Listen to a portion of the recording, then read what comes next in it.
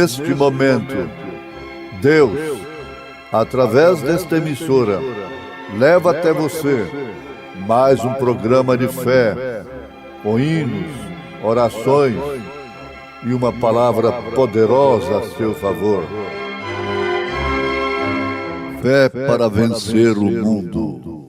Somente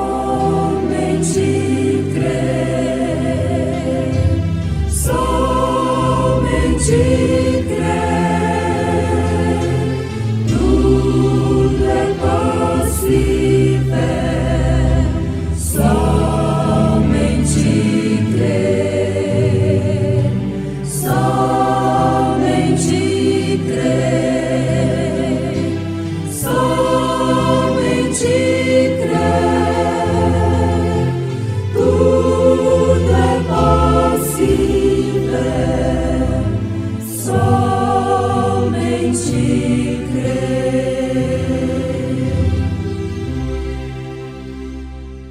Então Elias, o tisbita, dos moradores de Gileade, disse a Acabe: Vive o Senhor, Deus de Israel, perante cuja face estou, que nestes anos nem orvalho nem chuva haverá, senão segundo a minha palavra. Veio Jesus a este mundo, viu, para buscar-te a ti. Foi rejeitado por gente hostil, para salvar-te a ti. Glórias ali no céu deixou, ingratidão no mundo achou. Tudo ele fez porque te amou, para salvar-te a ti. Glória, glória, demos ao Salvador. Glória, glória, por seu tão grande amor. Glória, glória, temos a paz com Deus. Glória, glória, vamos cantar nos céus. O teu castigo Jesus levou, para salvar-te a ti. Tudo na cruz ele consumou, para remir-te a ti. Quem dentre os homens compreendeu todas as dores que sofreu, a condição em que morreu, para salvar-te a ti. Glória, glória, demos ao Salvador. Glória, glória, por seu tão grande amor. Glória, glória, temos a paz com Deus. Glória, glória, vamos cantar nos céus. Tudo isto Deus fez em teu favor, para salvar-te a ti. Chama-te agora com terno amor, para perdoar-te a ti. Deves chegar em contrição, tendo certeza do perdão. Cristo te estende a sua mão, para salvar-te a ti. Glória, glória, demos ao Salvador. Glória, glória, por seu tão grande amor. Glória, glória, temos Demos a paz com Deus. Glória, glória, vamos cantar nos céus.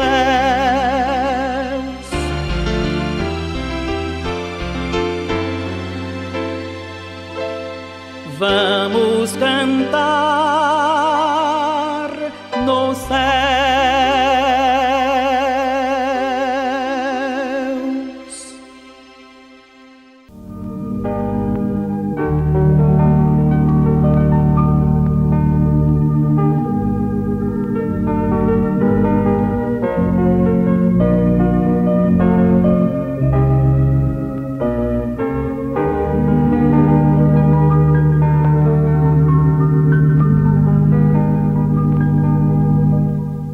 No primeiro livro de Reis, capítulo 17, nós encontramos o profeta Elias indo à casa do rei Acabe para predizer contra ele, contra o rei, refutando assim o grande erro que ele houvera cometido. O único que poderia fazer tal refutação era um profeta de Deus. Os demais estavam ali somente para concordarem com o rei, porquanto eles eram falsos profetas. Mas Elias prediz contra Acabe e logo é sustentado pelos corvos. Se vocês querem conhecer detalhadamente o fato, leiam na Bíblia Sagrada, 1 Reis, capítulo 17. Logo depois, ele é enviado à viúva de Zarefate. E ali, então, ele pede o único bocado que ela tinha, de farinha com azeite, e dar-se-á então o grande milagre do assim diz o Senhor. A farinha da panela não se acabou, e o azeite da botija não faltou nunca mais, até que veio chuva sobre a terra. Então quer dizer que estava seco? Não havia chuva? Sim, por 3 anos e meio. Não houve chuva sobre a terra, segundo a palavra do profeta de Deus. Mas que homem malvado chamar uma seca sobre a terra e ainda podemos chamá-lo de homem de Deus? Sim. O profeta de Deus não vem para acoitar o pecado. A sua palavra, quando crida, é misericórdia, é graça, e quando rejeitada, é juízo. O juízo está sobre toda a terra. Todos os homens que rejeitam a palavra do profeta de Deus. Não adiantava fazer procissões, carregar botijinhas d'água, molharem pés de cruzes, não adiantava nenhuma feitiçaria, nenhuma simpatia, nem coisa alguma. A seca, o juízo fora chamado pela palavra de Deus na boca do seu profeta. E aquilo naturalmente era um juízo, não resta dúvida. Naquela manhã, naturalmente, era uma manhã muito terrível. Estava tão quente e poeirenta, e as pessoas estavam na rua passando fome, e a terra estava tão quente como que para ser queimada. Tudo isto, por quê? Qual seria a causa? Chamemos cientistas. Vamos ver homens que estudam a terra, as nuvens. Chamam lá os técnicos para explicarem por que não está chovendo. Tudo isto era o reflexo de seus pecados e de sua decadência moral. Fiquem sabendo, ó povos, ó homens e mulheres, que o reflexo de seus pecados e de sua decadência moral será juízo, um peso de expectação, de juízo. Uma consequência terrível virá sobre este povo, que tem rejeitado a palavra do profeta de Deus e crido em fábulas teológicas, crido em falsos profetas, crido em evangelho roto, que não passa de um sal insípido. Tomem cuidado. Abram bem os seus ouvidos. Tudo aquilo que estava acontecendo na terra no dia de Elias era um reflexo do pecado de suas mulheres, de seus homens. Era um reflexo de sua decadência moral. Acabe estava reinando sobre Israel e ele era o mais perverso de todos os reis de Israel, segundo as Escrituras. Não havia lá nenhum rei tão perverso quanto Acabe, pois ele, sendo ensinado e sabendo melhor, caiu não permanecendo na lei, desagradando a Deus em tudo o que ele fazia, apesar dele ter um grande sistema militar e as pessoas prosperarem muito sob seu reinado. Porém, de todas as formas, notem isto: o homem não pode ir muito longe se está desagradando a Deus. E então, deve-se destacar nesse instante um passo infeliz de Acabe. Foi o seu casamento. Ao invés de casar-se com uma mulher de seu próprio povo, ele saiu e casou-se com uma pecadora, uma idólatra, adoradora de ídolos. A única mulher na Bíblia Sagrada que pintou suas unhas, que pintou ao redor de seus olhos com antimônio, foi Jezabel. Uma mulher ímpia, idólatra, pecadora. Foi quem fez isto na Bíblia Sagrada. E ele casou-se com Jezabel. E ela não era uma crente. E ela entrou pela janela em Israel. Ela não entrou pelo canal certo. Agora notemos que nenhum crente nunca deve se casar com uma descrente. Isto sob circunstância alguma, se é que ele é um verdadeiro crente. Deve sempre casar-se com um crente, luz com luz, trevas com trevas. Mas Acabe fez esta coisa maligna. E sem dúvida, Jezabel era uma mulher muito bonita. E ele foi então pela sua aparência, ao invés de ir pelo que ela era. Ao invés de examinar o seu caráter, olhou a sua aparência. Então muitas pessoas cometem aquele mesmo engano nestes dias. Estão presos nas aparências. Não examinam o caráter, quando é tudo que Deus pede do homem e da mulher. É a única coisa que o homem e a mulher pode levar daqui, é o seu caráter. O caráter de Cristo forjado na sua igreja, através das aflições que são contraídas quando as pessoas que formam a igreja renunciam-se a si mesmas e não são dirigidas pelo que veem, mas sim pelo que creem. Não são dirigidas pela aparência, mas sim pelo que é, pela palavra de Deus. Então aquela mulher havia trazido idolatria à nação.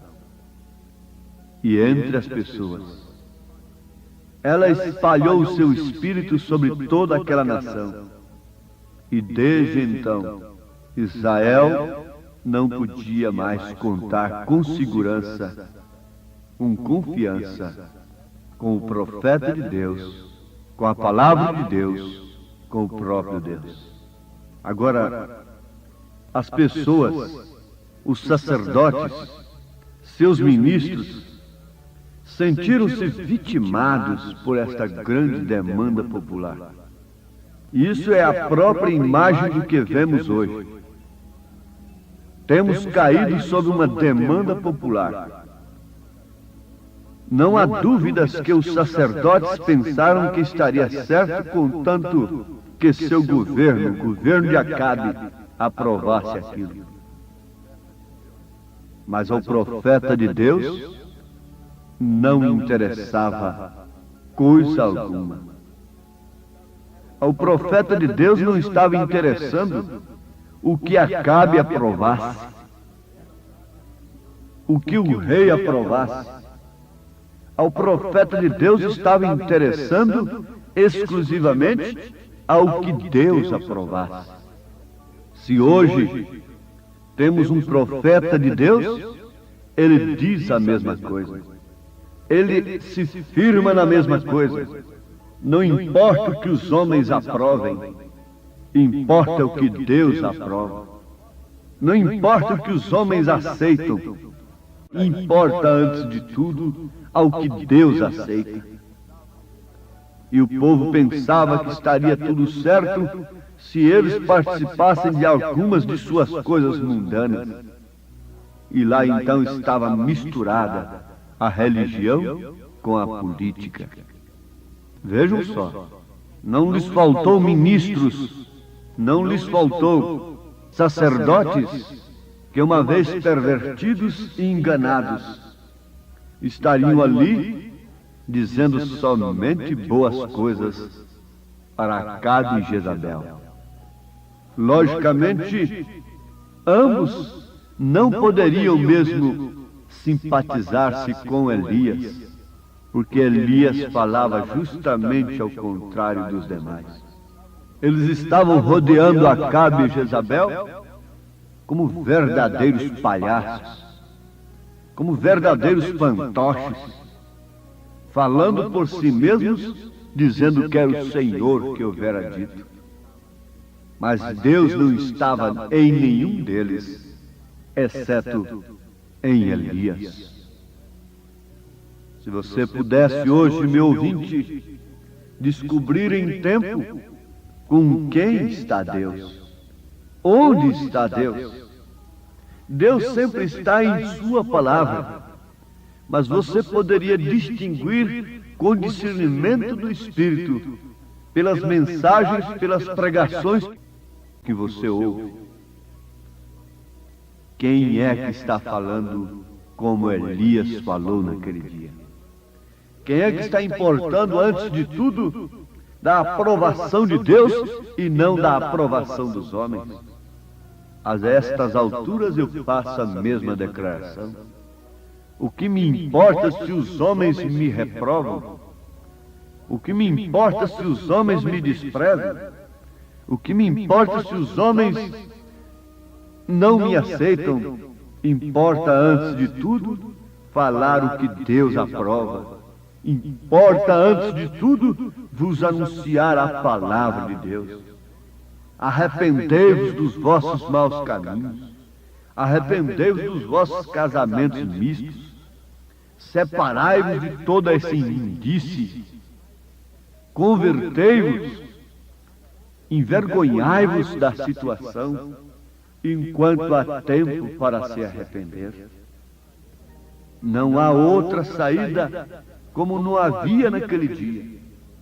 A única saída, a única solução, o único escape era crer no que Elias estava dizendo naquele instante e se arrepender e se converter. Então o próprio Elias intercederia por Acabe. Mas como se pode interceder por um rei corrompido como aquele, casado com Jezabel? Como se pode interceder se você abençoa uma coisa que está fora da palavra de Deus? Sob maldição, você cai em maldição também. Você não pode abençoar a quem está amaldiçoado. E como há tanta gente abençoando tudo e a todos nesses dias, chamando aos montões e só dando bênçãos, bênçãos, bênçãos. Mas a bênção de Deus não é como essa bênção dos homens. A bênção de Deus só desce sobre quem aquele abençoa. Ele tem misericórdia de quem ele tem misericórdia. A bênção de Deus não é de maneira alguma balinha e nem outras coisas presentes para as crianças e nem confetes que se pode jogar por cima do povo aí como brincadeira. A bênção de Deus tem o seu canal exclusivo pelo qual ele desce ao homem. É se o homem tem se arrependido e se convertido de seus pecados. Tem antes de tudo chorado suas misérias e convertido ao Senhor, seja ele grande ou pequeno, seja ele rei ou um soldado. Todos pecaram, todos estão na mesma situação, todos precisam se arrepender e se converterem de seus maus caminhos, de suas imundícies, para que então possam ser abençoados. Jamais ousaria dar a bênção para quem quer que seja.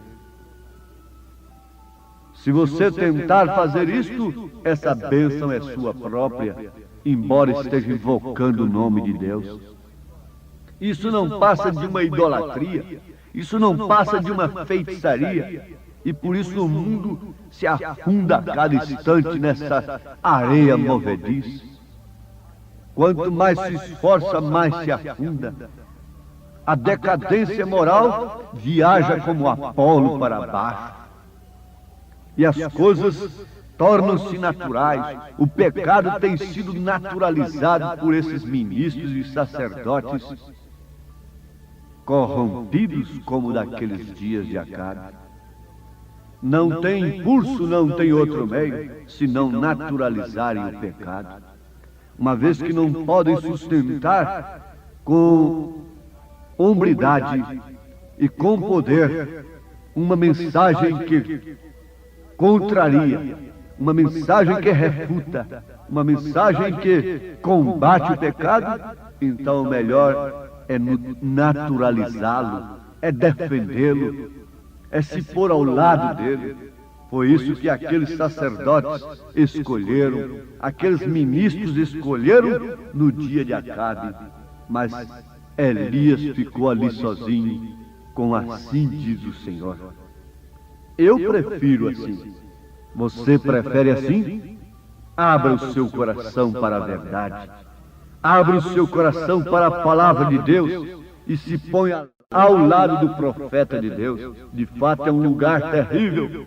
Aqui, no presente momento, naquele dia quem escolhia estar com Elias, estaria sendo perseguido por Jezabel.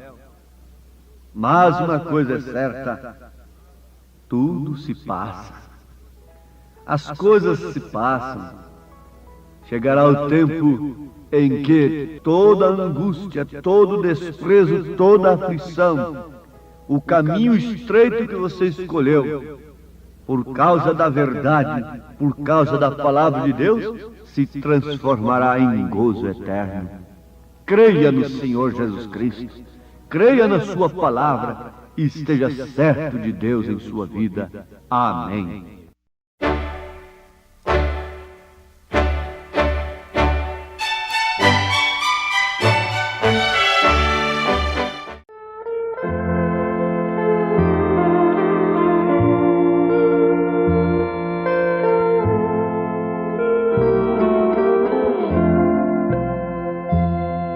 Meu caminho ponho em suas mãos, nelas deixo estar minha oração.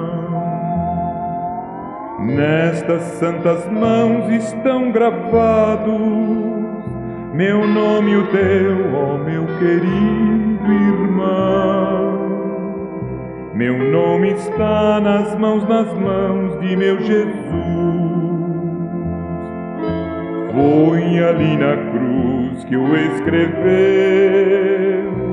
Esquecer-me não será possível. Tem sobre a mão meu nome lá no céu.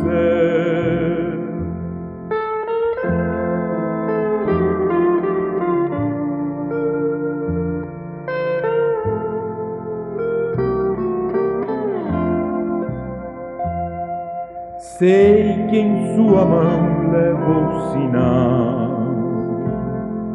que no próprio céu nos lembra o mar. Para sempre está meu pobre nome, gravado sim na mão de meu Jesus. Meu nome está nas mãos de meu Jesus. Foi ali na cruz que o escreveu. Esquecer-me não será possível. Tem sobre a mão meu nome lá no céu.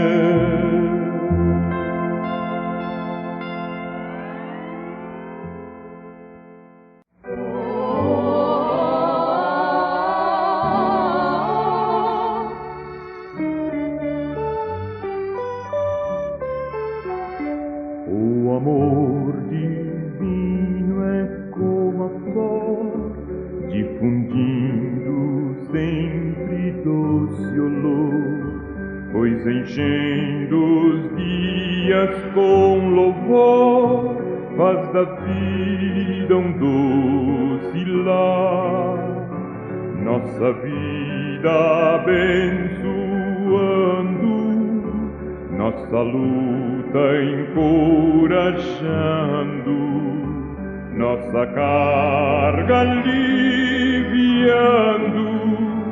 faz da terra um bom lugar.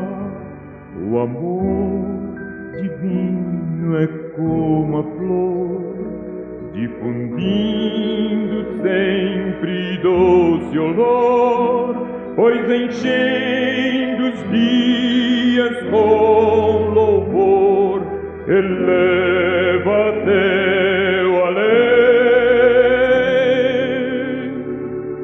Os anjos vigiando, lá dos altos céus olhando, os fiéis assim guardando, ampla glória eles têm, se derramam alegria, espalham todo bem. Seu amor é como a flor, faz da vida um doce lar. Seu amor é como a flor, faz da terra um bom